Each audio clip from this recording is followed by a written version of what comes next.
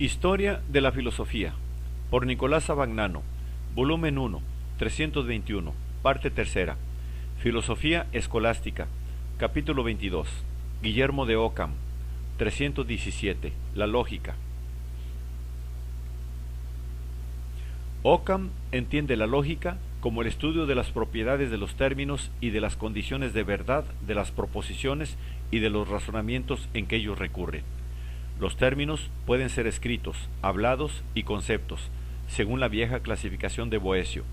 El término concepto, conceptus, es una intención o afección del alma, es una intención o afección del alma que significa o cosignifica naturalmente algo, y sirve para ser parte de una proposición mental y para estar en lugar de lo que significa. La palabra es un signo subordinado del término concebido, concepto o mental, mientras que el término escrito es signo de la palabra. El término significa o cosignifica. Significa cuando tiene un significado determinado, como por ejemplo el término hombre. Cosignifica cuando no tiene un significado determinado, pero lo adquiere en unión con otros términos. Los términos cosignificantes son, por ejemplo, cada, todo, ninguno, alguno, solamente, a excepción, etc. Ockham analiza en su lógica los términos de segunda intención, o sea, que se refieren a otros términos. Las intentiones primae son, por el contrario, las que se refieren a las cosas. Intenciones segundas son las categorías aristotélicas, así como también las 5 voces de Porfirio: género, especie, diferencia, propio y accidente. El tema dominante del análisis de Ockham es que ninguna intención segunda es real o es signo de una cosa real. La lógica de Ockham es rigurosamente nominalista, lo mismo que su gnoseología. La propiedad fundamental de los términos es la suposición. La suposición es casi la posición de otro por algo, en lugar de algo. Así, si un término está en una proposición en lugar de algo, de modo que nos sirvamos de él en lugar de esta cosa cualquiera, y que el término, o su caso nominativo, si el mismo es oblicuo, es verdad de la cosa misma o del pronombre demostrativo que le indica, entonces el término supone o está en lugar de aquella cosa. Así, la proposición «el hombre es animal» se denota que Sócrates es verdaderamente animal, de modo que es verdadera la proposición «esto es un animal» cuando se indica a Sócrates. La suposición es, pues, para Ockham y en general para toda la lógica nominalista del siglo XIII, la dimensión semántica de los términos en las proposiciones, o sea, la referencia de los términos a objetos diversos de los términos mismos, que pueden ser cosas o personas u otros términos. Pero estos objetos no pueden ser entidades o sustancias universales y metafísicas, como la blancura, la humanidad, etc. Los objetos a los cuales se refiere la supositio tienen que tener un modo de existencia determinado, o como realidades empíricas, cosas o personas, o como conceptos mentales, o como signos escritos. La suposición personal es cabalmente aquella por la cual los términos están en lugar de las cosas por ellos significadas, mientras que existe suposición simple cuando el término está en lugar del concepto pero no tomado en su significado, como cuando se dice hombre es una especie, y la suposición material se da cuando el término no es empleado en su significado, sino como signo verbal o escrito, como cuando se dice hombre es un hombre o se escribe hombre. Como los objetos a los cuales se refiere la suposición han de tener un modo de ser determinado, cuando se formulan proposiciones acerca de objetos inexistentes, estas proposiciones son falsas, porque sus términos no están en lugar de nada. Ockham considera así que son falsas hasta las proposiciones tautológicas, que en algún aspecto pueden ser consideradas como las más ciertas, como por ejemplo, la quimera es quimera, porque la quimera no existe. Esta doctrina de la supositio es la base para una nueva definición del significado predicado del verbo ser.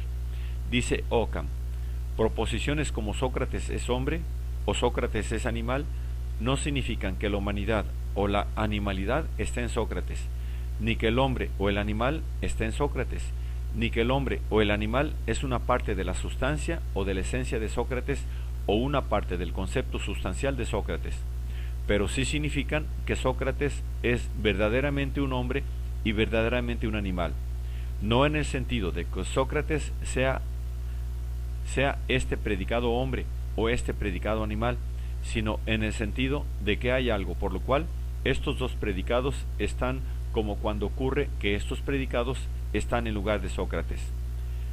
La oposición en que Occam presenta esta doctrina con relación a la vieja doctrina de la inherencia propia de la lógica aristotélica es significativa.